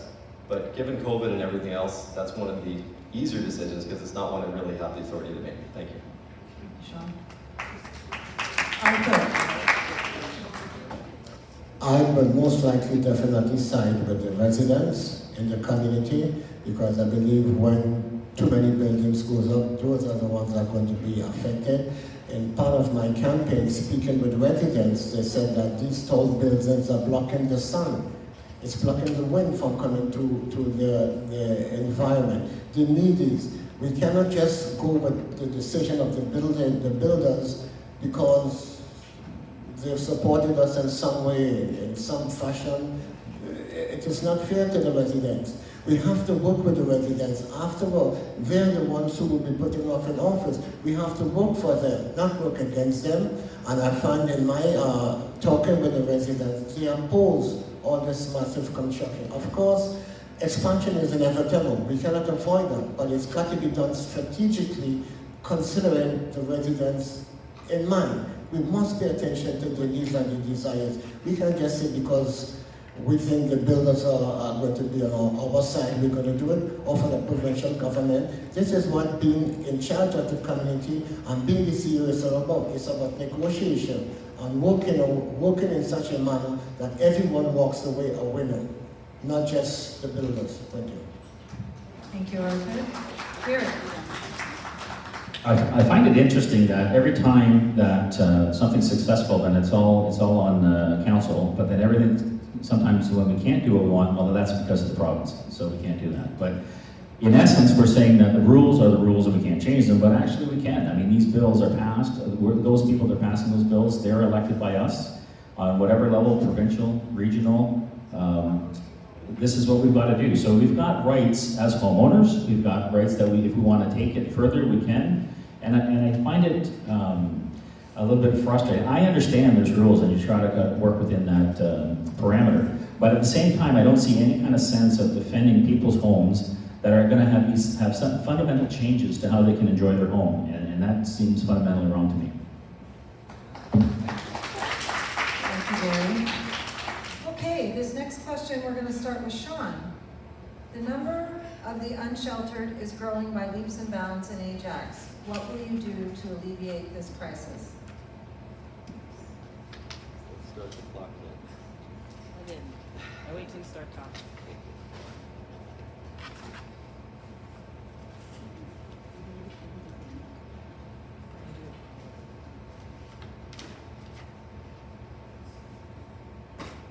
I prepared some notes on this because I knew it was going to come up, so I'm going to follow those because I want to make sure I get this right. There was actually a post that came out today that's completely fabricated about the Hunt Street encampment that was taken down today. I was told that the author of that was part of that group, so it explains to me quite a bit of the untruths. But the fact of the matter is, it's not illegal to be homeless. This is a very serious and growing issue with extremely sensitive aspects, often dealing with mental health and addiction. We work with the Durham Region Health Department and local agencies to provide access to services for our unhoused population. We do our best to ensure that they have a caseworker and access to housing when available. And I've been told by the experts that deal with our unsheltered every day that often the people living in these camps are there because they've turned down this help. They don't want to abide by the rules of the shelters. In the case of Hunt Street today, the occupants had left the site. The site was abandoned when DRPS arrived there this morning. They'd removed their personal belongings and taken most. There was some left behind that was not touched, and I assume they're collected later.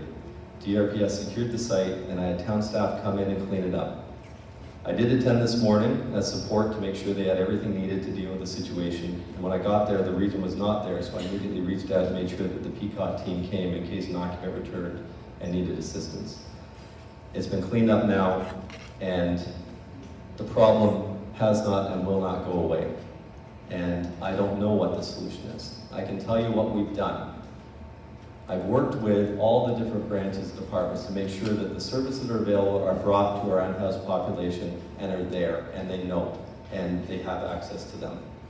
At the town, we created the Homelessness Task Force, Councillors Dyes and Bauer. My wife and I started the Ajax Mayor's Gala, which has put over $700,000 into the community, mostly gone to address our homeless situation. Supporting things like Salvation Army, thank you, Joanne's House, Horizon House, Durham Hospice, Heart Place, Luke's Place. Sorry, I'm getting the red flag. I can go on for another 10 minutes. I'm going to have to stop you. Thank you. Arthur.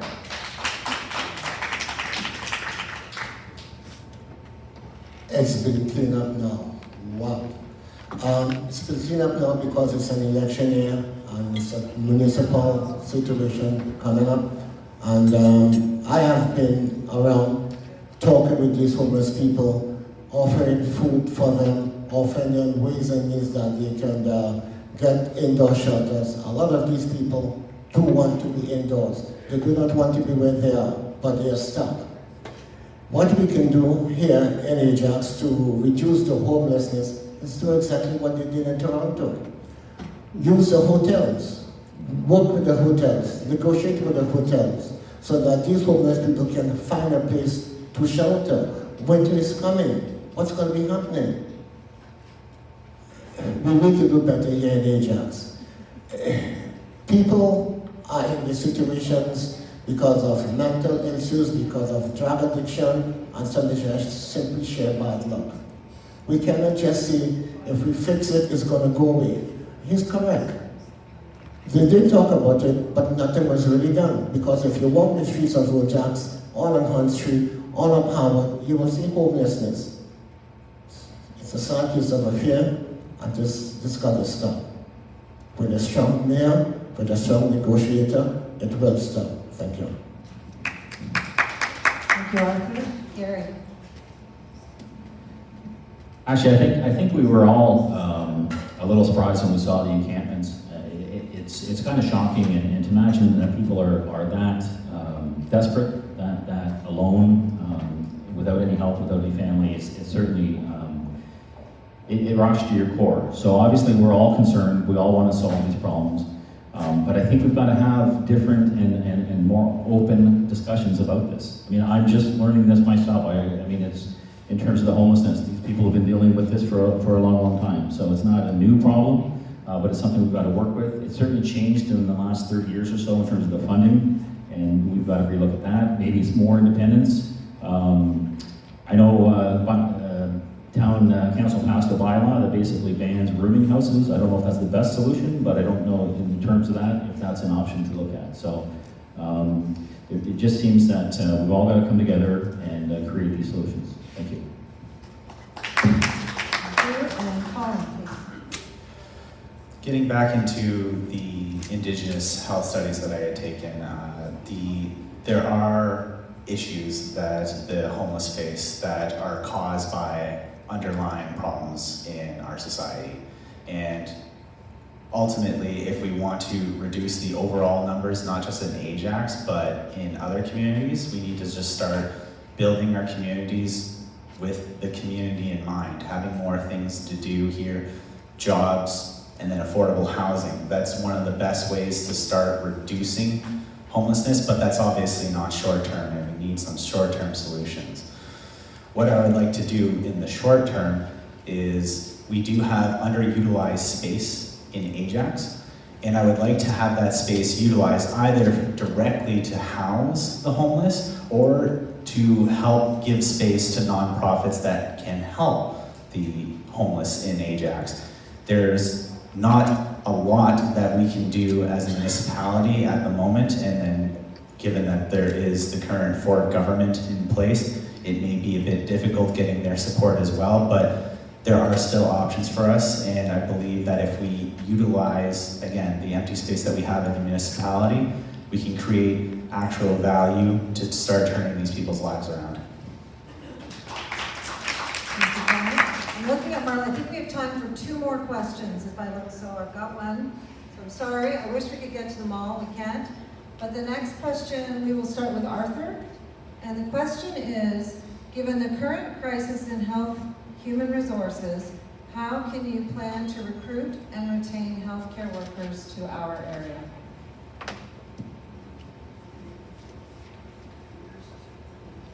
Again, thanks for that question. The issue with healthcare is too much government involvement. Healthcare decisions should be made by the healthcare providers, meaning the doctors and the nurses. When we try to mandate a healthcare situation for people who are experiencing illness, we are just basically controlling people's life. People love or would like to make decisions for their health on their own. Too much government involvement is no good for people who are suffering from different ailments. For example, the end of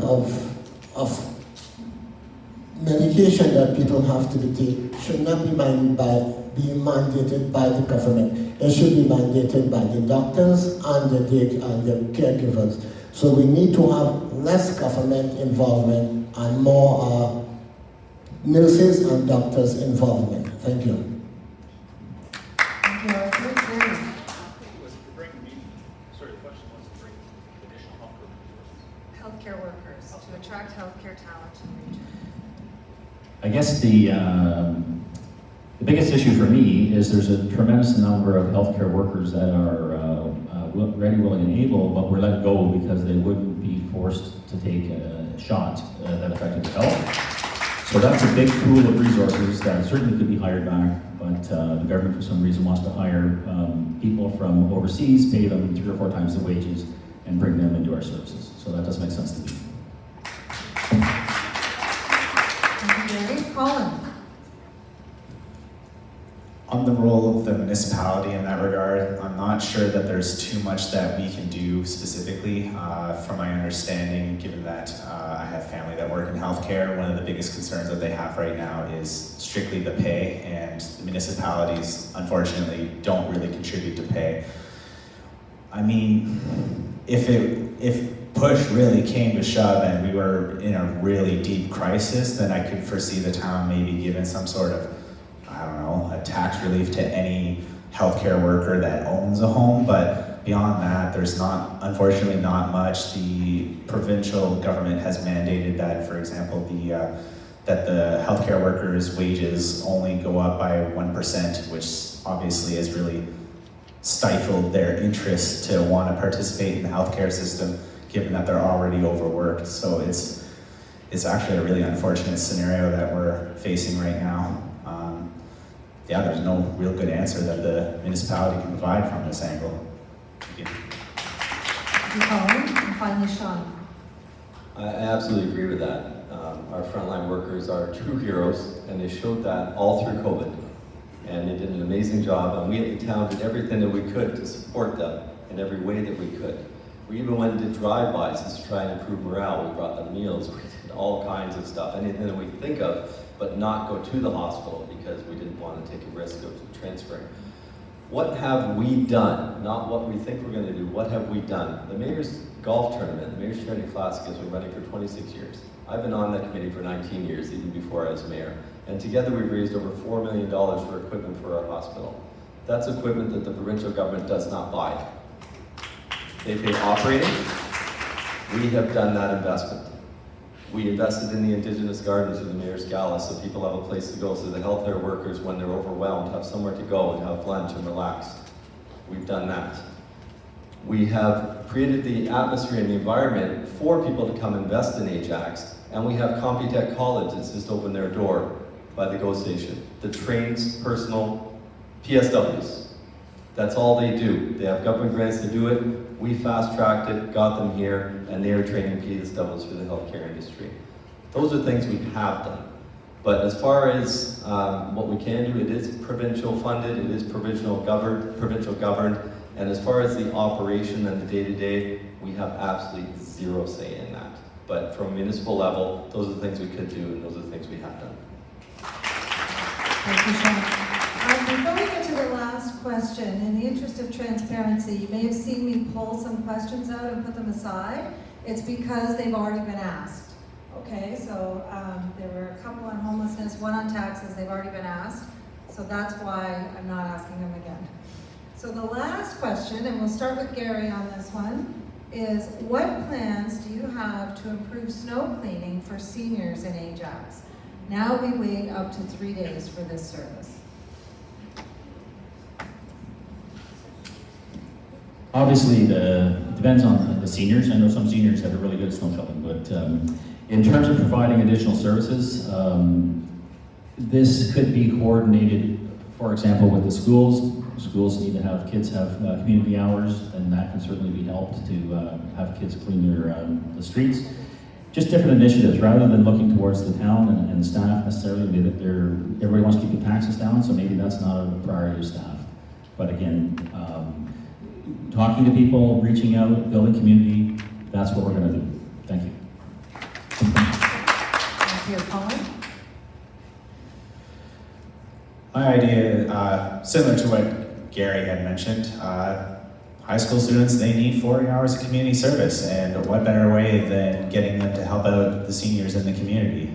That's an excellent way to give them their hours as well as help out seniors, but another thing that we could do is make a program where if there's any neighbors with, for example, a snowblower, if they're informed that there's an elderly person that lives next door or 2 houses down, would you be willing to volunteer to help clear up their driveway whenever there's a heavy snow?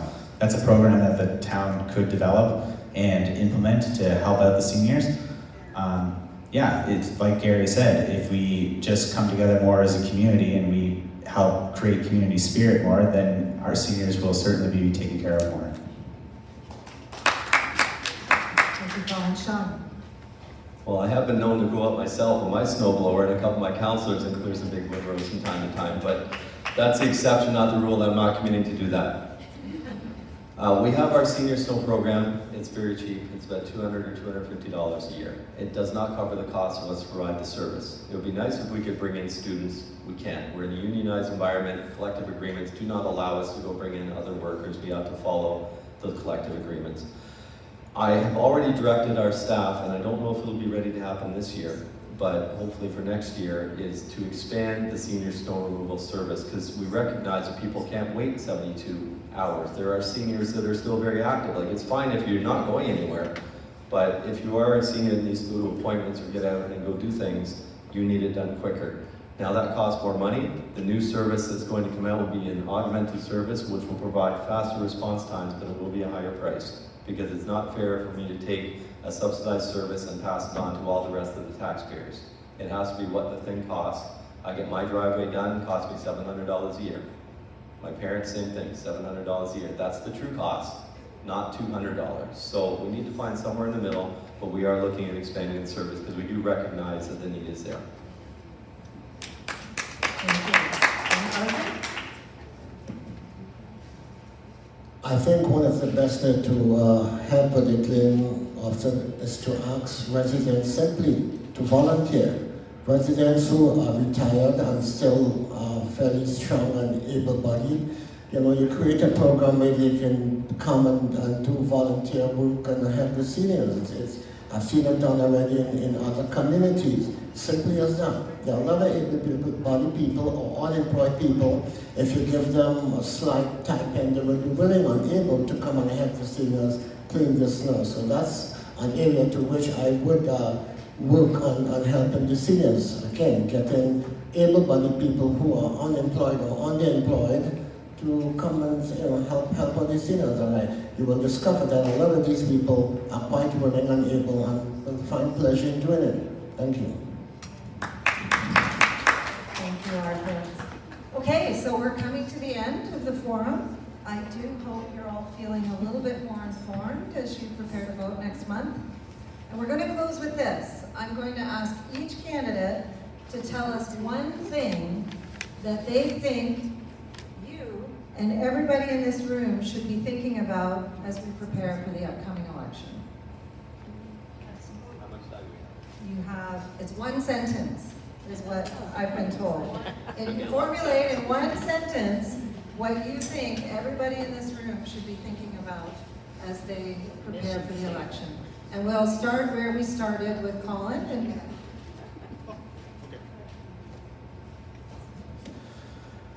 What I'd like you all to think about in the upcoming election is to think about what's happened.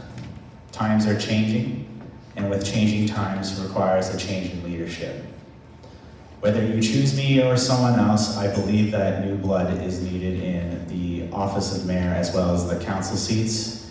And I believe that change is what the town needs in order to move forward into these new and uncertain times.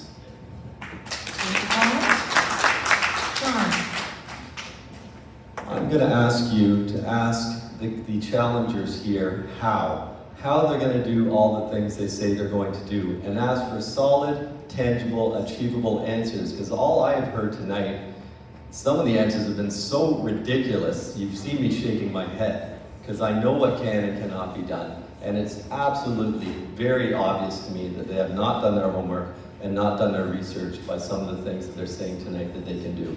So ask the candidates how. Thank you.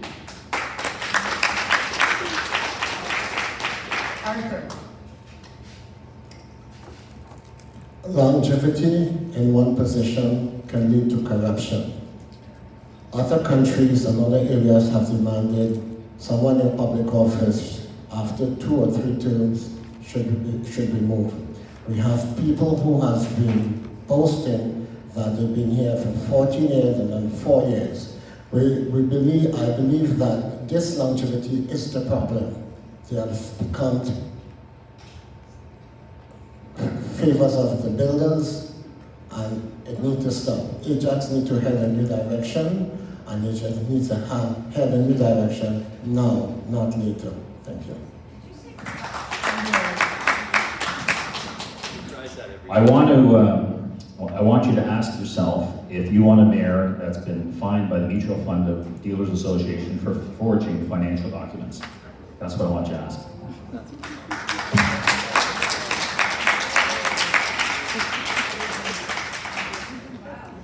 Okay, with that, I'm going to thank all of the candidates for coming. Colin, Sean, Arthur, Gary. I know it's a very busy time for all of you, and we appreciate you sharing your time and your thoughts with us. Finally, I want to thank all of you for coming. Your voice really does matter, and this election is an opportunity for you to be heard. I understand there's refreshments at the back, so please help yourself, and thank you again for coming.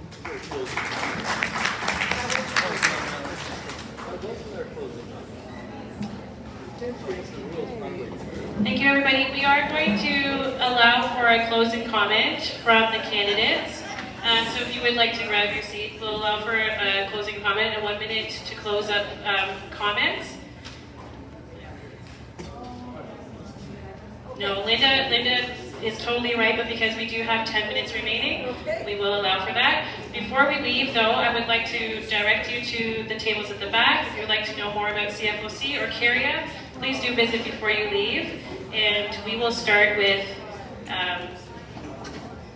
this side and move.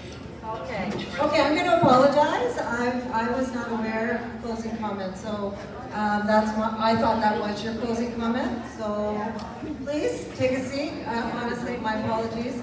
And we will start with Sean.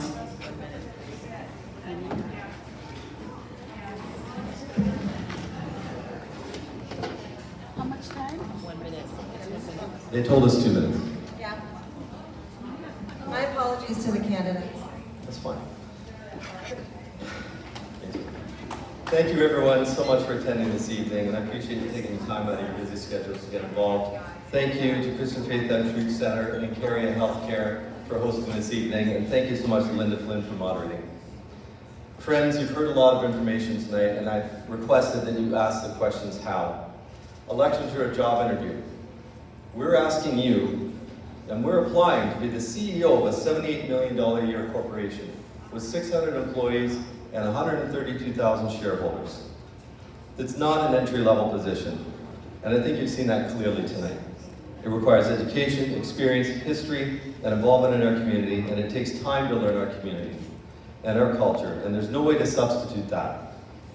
You can't just wake up one day and decide, hey, I think I want to be the mayor, which it sounds like some have. You need to put in the time and gain the experience.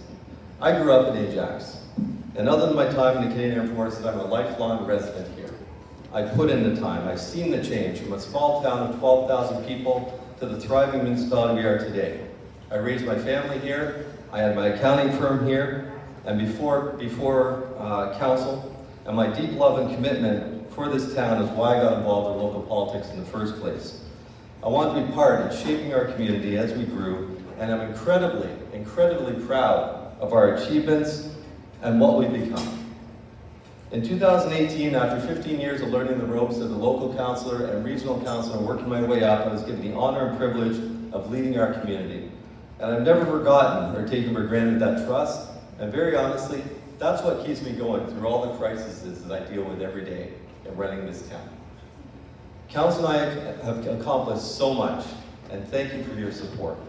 But there's still a lot of work to do, and it will require the leadership, the agility, and the experience of a mayor that's met the challenges head-on, developed solutions, and implemented those solutions in a fiscally responsible and community-sensitive manner.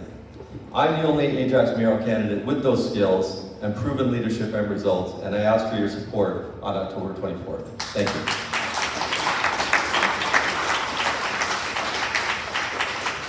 Thank you, Sean. Next up is Arthur. Did you want to come stand or? Yeah,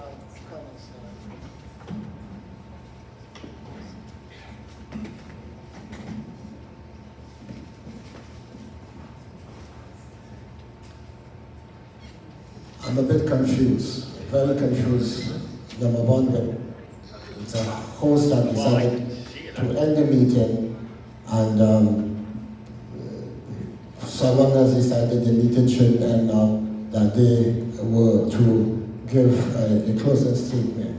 As was expressed by the moderator, time was running out, but the arrogance of some people who decide that they want to have things their way. This is the kind of talk we've been having. This is the kind of situation that's been happening in Ajax. Achievement, what achievement? Ajax has not achieved much at all. When you compare Ajax to Pickering and to Whitby, we have made very, very little achievement. Ajax is a beautiful town, it's a beautiful place to live and to grow your family, but people are suffering here in Ajax. Some people are having life difficult. We can see it when you walk down Howard Street. Homelessness, high taxes. Speak to the residents themselves and you will hear what the residents have to say about what's been happening to them for the last 4 years. We cannot allow this to continue. We have to stop it now. We have to change the CEO. We have to replace him with someone who is a negotiator like myself, someone who's been living in Ajax for the past 35 years, have a business, understand what goes on. In my business, I hear the complaints of people every day. They ask me, Arthur, what's happening in Ajax? This is one of the reasons why I'm running for mayor. I love Ajax. I grew up in Ajax. My family is from Ajax. And we need to make Ajax better. We need to be inclusive. We need to respect diversity. Here in Ajax, where everyone will find an equal place. It does not matter your creed or race or your choice, what your religion is, whether you worship on a Friday, Saturday, Sunday, or if you don't worship at all. So I ask you to give me a chance to be a mayor, and let's make Ajax a great place for all. Thank you.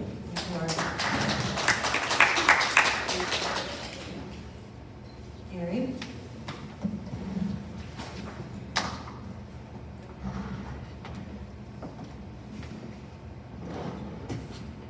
I just want to thank everybody for coming. It's always a challenge in terms of being able to communicate and address issues that you all have and want to have addressed. In terms of, as you go to decide what you're going to think about, I want you to remember that all the power actually lies in you. You're the voters, you have the call. You don't have to be in the same job for 20 years, 25 years to be able to move up. There's all kinds of, you'd never change industries, you'd never change jobs if you had to stay in the same job in order to learn everything you have. People have education, they learn. We also have over 600 staff that are experts in many fields. I've heard the mayor say many times, I'm not the expert, I rely on our experts. So we have staff, we're a community. I'm not the one with all the answers, but I can think, I can reason, I can talk to you people, you can talk to me, and together we're going to build a better Ajax. Thank you. Thank you, Gary. And last but not least, Colin. Thank you, Linda, for moderating tonight, and thank you as well, Christian Faith Outreach and Korea, for helping tonight become a possibility. I just want to first say thank you to all of you as well for coming out tonight. It is, where do I start? I guess what I'd like to say first is Ajax is truly special. And I'm not just putting that lightly. I've lived in many different communities across Canada. I've actually, and I know some people put that into contention, I've only lived here the past year. But what's here is something that's truly special. You might hear that, oh, Canada is a diverse country, but I've never seen diversity displayed in the way that it is in Ajax, where it doesn't matter what your denomination is or your ethnic background, but everyone is warm and welcoming. And I feel such pride already living in this community, and it's a need to foster its growth and to protect it. I don't care which candidate you end up voting for in the end. I do hope that you vote for me. I want a greater turnout in this election. Like Gary Reeder says, your voice matters. I want all of us to be engaged in this election, so when you get out there, make sure that you vote, tell your friends to vote, and your neighbors to vote, and let's make Ajax a better place to live. Thank you. Thank you. And I'm just going to take one more second to apologize to the candidates and to all of you. Clearly, I must have lost a page to my script or something. So thank you for your patience. I apologize. Thank you for coming. Get out and vote next month, and I'll hand it over. Thank you so much. Would you give the candidates a round of applause? Thank you so much, Linda. You have done such an amazing job. It's a privilege and an honor to have you moderate. Can we give her a round of applause as well, please? Thank you so much. We appreciate all of you for coming out. Thank you, Ajax residents. Please do go out and vote in October. I would also like to just remind you that next week, Wednesday, same place, same time, we will be hearing from our Ward 3 candidates. So we invite you, if you are in Ward 3, to come on out and to participate in that event as well. Please do visit the tables at Caria and Christian Faith Outreach Center. Once again, we would like to thank all the candidates and all of you for coming. Please grab a refreshment on your way out, and we'll see you next week. Thank you.